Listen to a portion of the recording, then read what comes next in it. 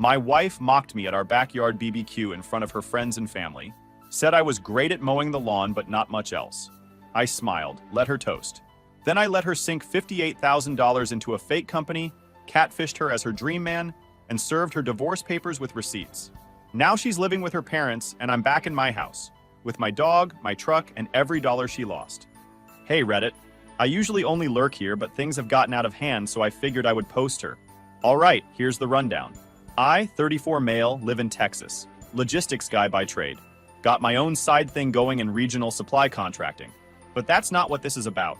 This is about how I met my wife, 31 female, thought she was the one, married her, and then slowly started realizing she wasn't even close. We met 5 years ago at a business convention in Dallas. I wasn't even supposed to be there. My manager had to back out at the last minute. So I went. Lily was running a booth for some niche marketing firm. She was confident, sharp, dressed like she owned the place, and had that kind of smile that makes you stop mid-sentence. She had all the lines too. Threw a joke at me about logistics being the janitors of the business world. And I laughed, even though it wasn't that funny. But she had that energy. She made herself the main character in every room. We hit it off fast. Grabbed drinks after day 2. Hooked up that same night. Not gonna dress that up. I was a guy, she was hot, and it worked. What surprised me was that we kept talking after. Texts turned into FaceTimes. Then weekend meetups. Next thing I knew, she was spending every third week at my place. Then every second. Within a year, she'd moved in. Living together was smooth at first. I had my routine. Early mornings, gym, work, meal prep. She was more of a night owl. She'd stay up late working on client campaigns, always with a glass of tea and 5 tabs open. We made it work. I liked having someone around who wasn't needy or clingy. She handled herself, paid half the rent, helped clean, cooked when I couldn't. She wasn't lazy, and that mattered to me. 2 years in, I proposed. No big show, just us, on a weekend trip to Austin. She cried, said yes, called her mom immediately. We got married the following summer. Small backyard wedding, catered brisket, no frills. I didn't need anything huge. Just her. The first year of marriage was probably the best. We were synced up. She was freelancing at that point, had dropped the firm job, and picked up a couple steady clients. I handled bills, she handled groceries and the home. We traveled, got a dog, built a rhythm. Then things started shifting. Real quiet at first. She got more into Instagram. Started posting dumb quote stories about prioritizing self-care and cutting out negative energy, which apparently meant me if I didn't agree with her on something. She changed her wardrobe. More tight dresses, more going out for drinks with the girls. Said she was networking. Always networking. I didn't say much. I'm not the jealous type. I had my own stuff going on, and if she wanted to feel cute, let her. But then she started coming home late. Not just late, weird late.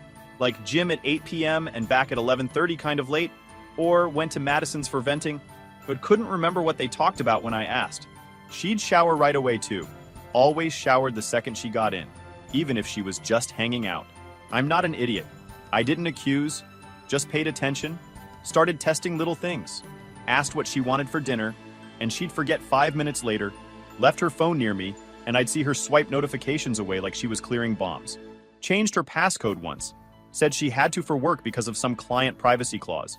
Never heard of that in my life. She also stopped touching me. No physical contact, no morning kiss, no random back scratches like she used to. If I went in for anything more than a side hug, she'd brush it off or say she was tired. Always tired. Always too busy. Always stressed. At first, I chalked it up to burnout. Everyone goes through dry spells. I figured she'd bounce back, but it kept getting worse. We argued a few times. Not loud, not aggressive, just me asking what's going on and her spinning it like I was making drama. Her go-to move was flipping it. Why don't you support me anymore?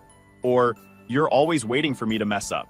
I was just trying to figure out why the person I married now acted like I was some inconvenience in her day. Then came Madison, Lily's best friend since college. Toxic to the core. Loud, opinionated, never liked me. Always made little digs about traditional men and called me Mr. Checklist behind my back, which I only found out because she accidentally sent a group text. That woman stayed single for a reason. Every time Lily acted different, Madison was involved somehow. Pushed her to go out more, encouraged her to find herself, always posted passive-aggressive quotes about never settling. I wasn't dealing with just one person. I was dealing with a whole vibe shift. The last 3 months were the worst. Lily barely looked at me. We lived in the same house but felt like roommates who hated each other. Except when guests came around, then she'd turn on the charm. Laugh at my jokes, hold my hand, act like we were perfect. And I played along, because I was watching, gathering. I didn't have proof she was cheating, but I knew. You don't live with someone that long and not see it. So I didn't confront her. I waited. I smiled. I offered to throw a BBQ. Because sometimes, if someone wants to burn your house down, you gotta hand them the match and say, go ahead. It started like a normal Saturday. The kind where the grass smells fresh after a 10 a.m. mow. The grill's warming up, and everyone's texting on my way, even though they'll show up 30 minutes late. I had been planning the BBQ for 2 weeks. Told Lily it was time to host again since we'd been quiet all summer. She lit up at the idea. Said it'd be fun. Said we needed it. She didn't know I had another reason for doing it. I wanted to see her in her element. Or more specifically, I wanted to see how she acted when she thought no one was watching too closely. We invited about 25 people. Neighbors, a couple of my guys from work, Lily's parents, her 2 cousins, her best friend Madison, of course, and some of her old co-workers. Everyone showed up dressed like it was a damn mini-festival. People brought coolers, chairs, portable speakers. Even someone's dog ended up sprinting laps in my backyard. Real casual, real loud. I was on grill duty, naturally. Smoker going on one side, burgers and wings on the other. Lily floated between groups, all smiles. Big fake ones. She had that tone where every sentence ends like a question, and every joke is too loud. It was hot out. Not enough shade. People started forming into their little groups.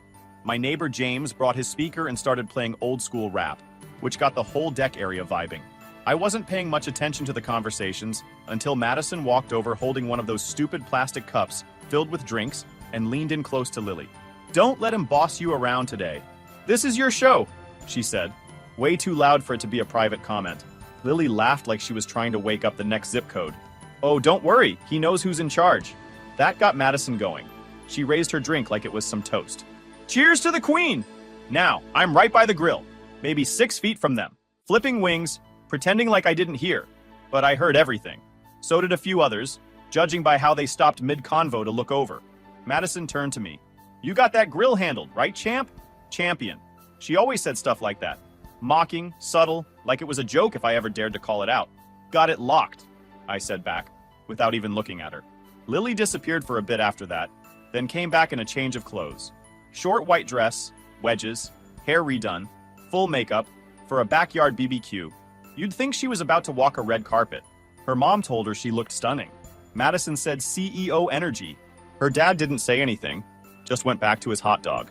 By 5 p.m., most people had eaten. I was handing out plates, refilling ice trays, moving chairs. Lily was still bouncing around like she was trying to win Host of the Year. Someone suggested toasts, which felt weird for a BBQ, but her cousin David had just gotten a new job, so it made sense. David went first. Toasted himself, basically. Lily clapped. Then Madison did a quick cheers to independence thing, which was vague and annoying, like most of what she says. I didn't plan to speak, but people looked my way, so I gave a short one. Thanked everyone for coming, said we needed more face-to-face time in this tech-obsessed world.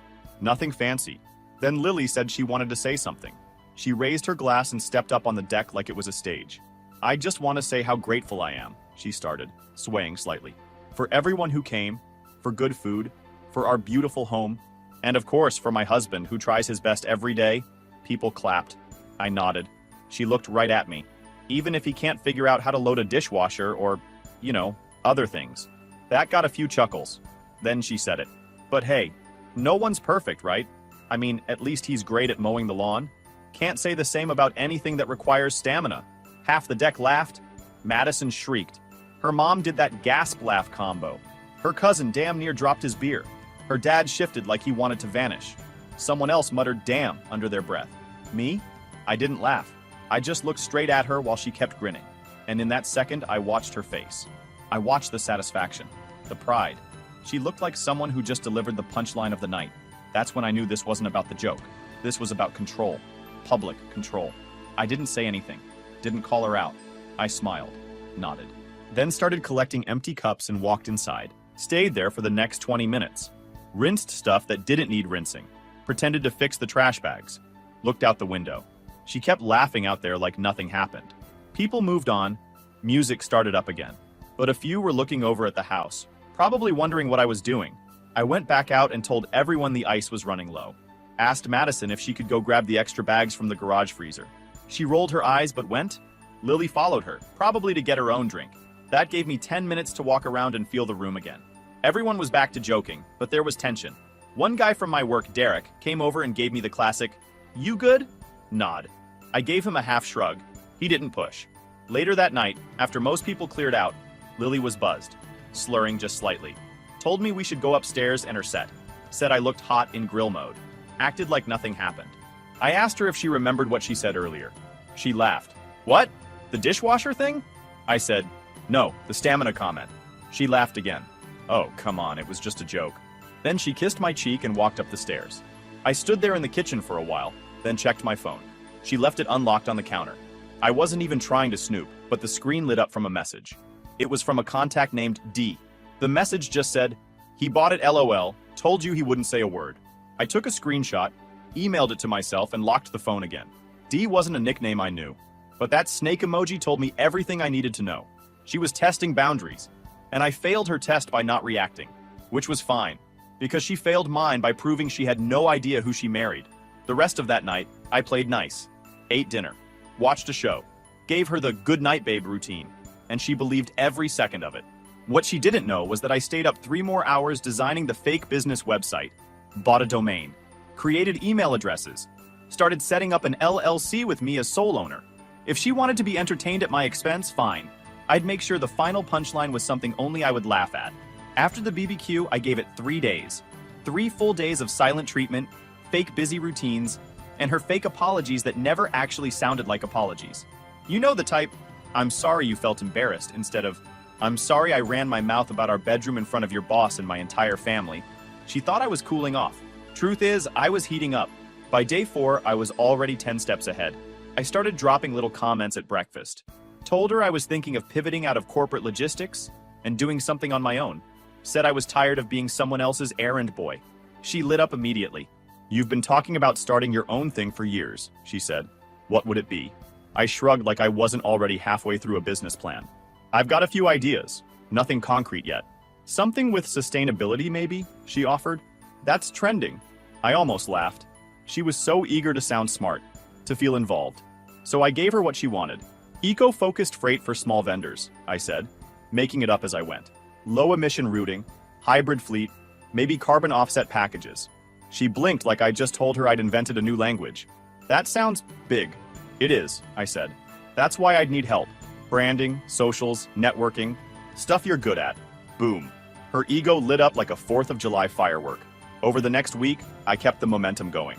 I made a logo, hired a cheap graphic designer off Fiverr to make it look slick, bought a domain, made a landing page with buzzwords and fake testimonials. I even listed a made-up CEO named Dean Carlisle as my mentor and linked it to a fake LinkedIn page I built the same day. She ate it up. By week 2, she was all in. Had notebooks full of branding ideas, color palettes, tagline options, even ad copy. All of it trash. None of it would ever be used. But I kept praising her for it, like she was building a unicorn startup. Then I pitched the next move. "I think we go all in on this," I told her one night after dinner. "I'm ready to file the paperwork and lock in the LLC." "You serious?" "Dead serious. I've been talking to a guy who helps with startup filings in Texas. I can get everything registered under one umbrella.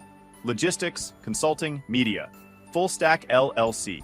She nodded like she understood a single word of what I just said. "But I want you on the team," I added.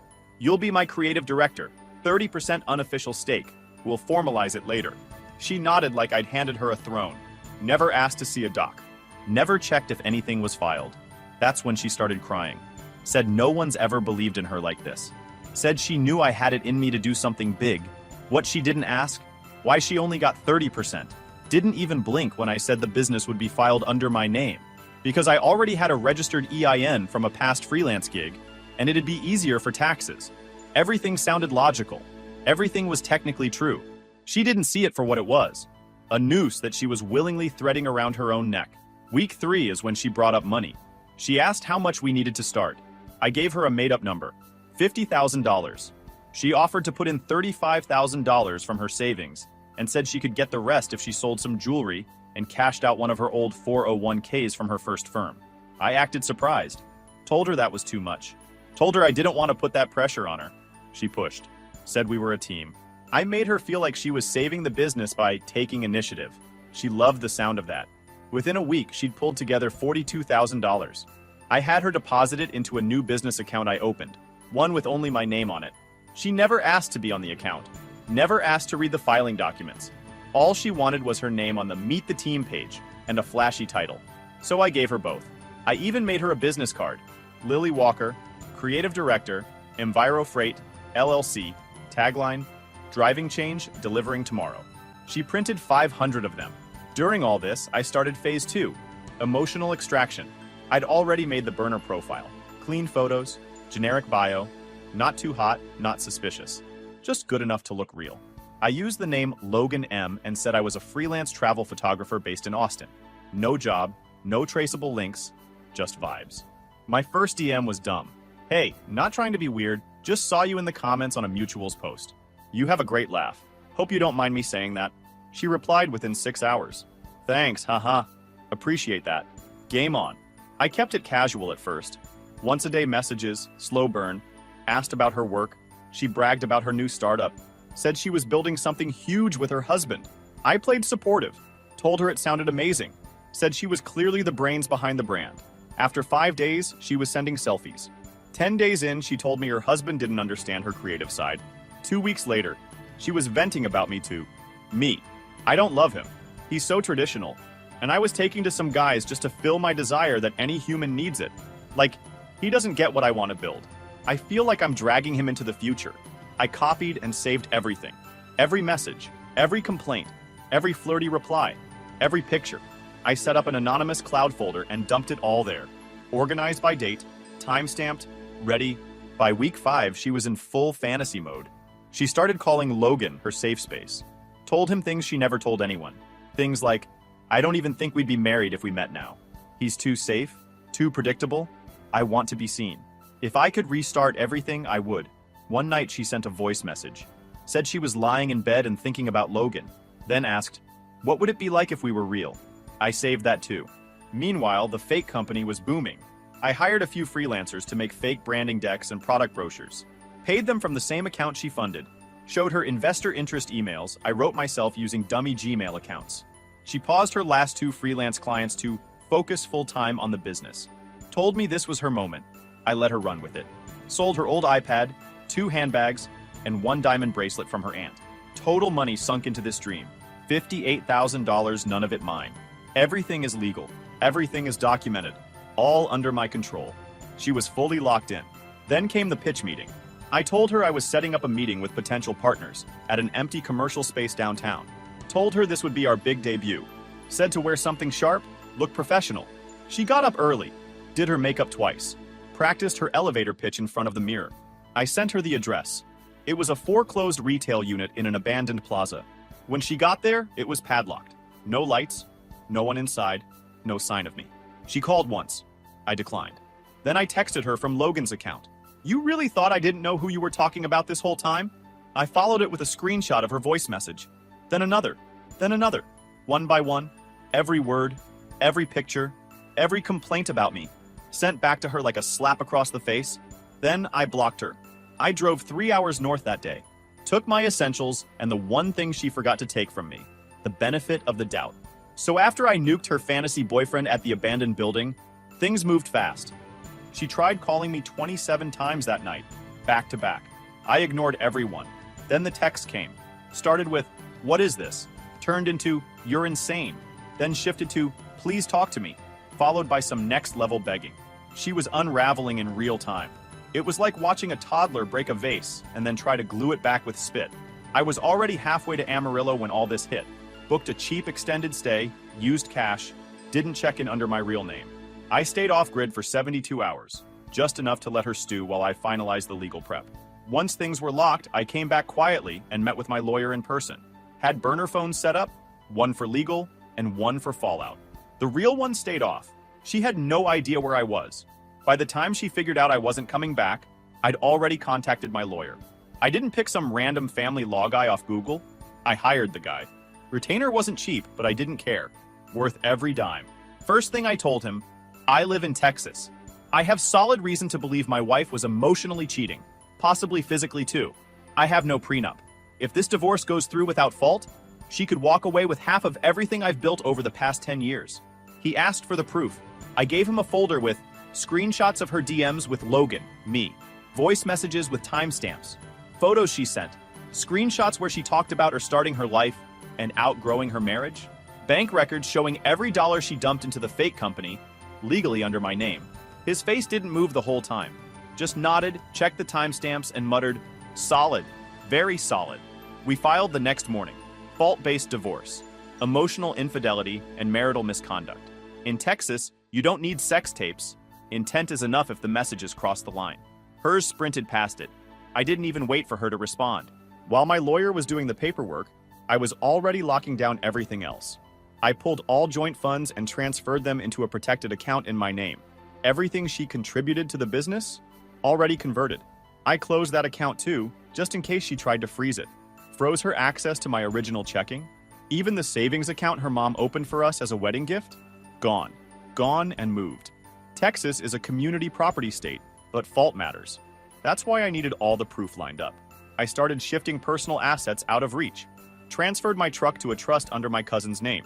Liquidated my stocks, pulled from my solo 401k, and paid off remaining property tax on the house. The title had always been in my name. We never updated it after the wedding. That was intentional. I'd paid for it before we even met, and I kept the paperwork clean. Her name wasn't on anything. She wouldn't touch it now. Yeah, I had to plan for my dog too. I left him with my cousin, someone I trusted. We filed temporary emergency custody paperwork, just in case she tried to be petty and claim he was community property. She always hated that dog anyway. Said his shedding ruined her clothes. Whatever. The divorce papers hit her 2 days later. She found them taped to the front door. She tried calling me again, new number this time. I picked up and didn't say a word. She was already mid-rant. Something about how this was cruel, and how I was ruining her life over a joke. A joke. I let her finish, then asked one question. Do you know who you were talking to when you said you wished you could restart your life without me? Silence. Then I said, it's not a restart. It's a reset. Without the assets. Click. She went nuts. She tried showing up to my old office. Joke's on her. I'd already left that job a month earlier to go fully independent. She called my family. My sister laughed in her face and blocked her. She messaged mutual friends with some "he's mentally unwell" nonsense. One of them sent me the screenshots. Her mom called me 3 times in one day, then sent me a long email about how Lily was confused and emotional and she deserves compassion. Nope. That same night, my lawyer got hit with her legal team's response. They wanted to negotiate amicably, said no adultery happened, said the screenshots were fabricated, even tried to claim the money she invested into the business was marital, and that I misled her. Big mistake. Because I had signed emails from her confirming the transfer. I had her text saying, I know it's risky, but I trust you. I had a video of her talking to the camera, pitching her vision for the fake company, smiling, proud, completely unaware that the background showed my name on all the mock-ups. We submitted everything to the court. I wasn't asking for anything crazy, just a clean split. She walks with her clothes and her nonsense. I keep the house, truck, business assets, and my peace. Guess what? She pushed back again. Her lawyers filed a motion to request spousal support. Said she gave up her job to support the business. Said she deserved a share of future profits. My lawyer shut it down immediately. Sent the court a fraudulent investment statement showing how the business never existed, how she never requested paperwork, how she gave up her work voluntarily, and how the business had no EIN activity, revenue, or contracts. We also submitted a marital misconduct addendum, citing emotional betrayal and bad faith behavior. In plain English, she got played, and she signed off on it. 3 weeks later, she went quiet, stopped responding to the court. Her lawyer withdrew from the case. Turns out she couldn't afford to keep paying them once she realized there'd be no payout. I heard she tried to crash at Madison's place, but they had a falling out. My guess? Madison was mad Lily let herself get wrecked by the very guy they thought was so boring and traditional. She ended up at her parents' house. Her mom emailed me again. Some guilt trip about how Lily's spiraling, how she's seeing a therapist, and how I should have a heart. Nope. The hearing was fast. She showed up looking like she hadn't slept in weeks. Hair tied back, barely any makeup, oversized coat. I didn't say a word to her. She kept trying to meet my eyes. The judge reviewed everything in 45 minutes, ruled in my favor. I kept the house, truck, savings, and every business asset, which again were fake. But legal is legal. She got nothing. No spousal support. No share of future earnings. Just her personal belongings and whatever dignity she could scrape off the floor on her way out. Before I left the courtroom, I handed her a manila envelope. Inside, a USB stick with all the messages, voice memos, and photos she sent to Logan, along with a typed note that said, "This was never about payback. It was about principle. Don't ever disrespect a man who built the life you freeloaded off." She didn't open it there. Just sat in that plastic chair, holding it like it was a live grenade. I didn't go back to that house. Not even once. By the time she figured out she'd been baited into funding a fake company and emotionally cheating with her own husband, I had already moved every piece into place. My cousin picked up my dog, dropped off some essentials at a storage locker, and handed my lawyer a manila folder with every document I'd prepared. Screen recordings, photo backups, audio transcriptions, bank statements, fake business filings, and even a timeline of events laid out like a damn FBI board. It was all color-coded, because I don't do chaos. First step, filing a fault-based divorce in Texas. Grounds, adultery, and fraud. No guesswork, no delays. My lawyer submitted the paperwork with a clean packet of evidence attached. No fluff, no he said, she said. Just digital receipts, signed transfers, and a paper trail so tight it could double as a noose. We didn't wait for her to respond. We served the papers cold. Taped to the front door of the house she was still pretending to play CEO in. I didn't give her the courtesy of a heads up. She deserved to read that crap with her iced coffee in hand, probably mid-call with one of her yoga friends. After the papers landed, I froze every account she had access to. I'd already pulled all shared funds into a secure account under my name. Everything she invested into the fake business? Gone. Her contributions weren't labeled as marital funds. They were filed as voluntary capital deposits into a private LLC. All of it documented. All legal. Her name wasn't on the business. Not on the paperwork, not on the bank account, not on the IRS records. She never asked. She wanted to be a visionary, not a CFO. I let her. Her face was on the fake website. Her name was on the business cards. But that's just branding. Doesn't mean she owned a damn thing. Next, I secured my truck. Texas law recognizes vehicles as separate property if bought before marriage. Title was clean, mine only. Still, I filed to move it under a private vehicle trust. Same with the tools in my workshop. Anything with resale value got pulled into asset protection. Then, the house. That was the ace. I bought it 4 years before meeting her. Mortgage paid off by year 5. Never added her name to the deed. She never asked about it either. Thought marriage meant she had access by default. Rookie mistake. Under Texas law, if it's separate property, it stays that way unless you convert it. I never did. And I had the pre-marriage appraisal and closing docs ready to prove it. I transferred the title into a living trust under my legal alias. All above board, nothing shady, just smart. She tried calling after the divorce papers hit. I didn't answer. She left voicemails acting confused. Played dumb like she didn't know what this was about. Then switched tones. Said I was being dramatic. Said I was blowing up our lives over miscommunication. Miscommunication? Nah. You don't send flirty audio notes to a guy named Logan and fund a startup that doesn't exist by accident. She thought she was smarter. That was her mistake. Within 2 days, her lawyer called mine. Some average guy with a soft tone and a weak strategy. They wanted open dialogue. Claimed she was shocked and didn't understand the accusations. My guy shut it down. Told them we had hundreds of pages of hard evidence. Proof of infidelity, misappropriated funds, intentional deception. Said we were ready for trial. No negotiation. Her team panicked. Filed a motion trying to claim partial ownership of the business and spousal support. Claimed she left her job to support my vision. Said she poured in savings and expected a return. We countered with documentation showing she had no equity. She signed no contracts. She contributed voluntarily. The business showed zero revenue. She never filed taxes or listed income. We attached screenshots of her texts saying, "I know it's risky, but I trust you," and voice memos bragging about how this new company is going to blow up soon. All time-stamped, all backed up. The judge reviewed it all and didn't need long. Threw her support request out the window. We pushed for a clean split. She walks with her clothes in her car, a lease, not even in her name, and I keep the house, truck, business, dog, and everything in between. Her lawyer objected. Didn't matter. I sent a final submission the next week, a folder labeled Additional Context. It included screenshots from her Instagram, where she flirted with random men, comments on gym trainer posts that didn't age well, audio where she admitted she didn't love me like that anymore, notes about how marriage was holding her back. At this point, her lawyer bailed, cited client dishonesty. She couldn't pay new counsel, so she represented herself during the final phase. She came into court looking rough, like reality had sucker punched her on the way in. Hair in a bun, cracked phone in hand, red eyes behind discount frames. I didn't say a word. She tried to make a last-minute plea, said she'd been misled, claimed I emotionally manipulated her with the fake business. The judge wasn't impressed, told her the facts were clear, that she voluntarily contributed funds, that emotional manipulation wasn't a legal defense for fraud when she never verified a single document, that infidelity, emotional, sustained, and with romantic intent, was enough in this case. The judge made that clear. Final ruling. I kept the house, I kept the truck, no spousal support, no shared business, no payout. She left with a duffel bag and her laptop. That's it. That same day, I went home, changed the locks, and hired a cleaning crew to deep scrub every surface she ever touched. Then I called my cousin and brought the dog back home. I sold the fake company site 2 days later. Domain went to some green tech guy in Oregon, pocketed $300 for it, paid for steaks that weekend. Madison? Haven't heard a word. Apparently, she blocked Lily after getting dragged into her lies.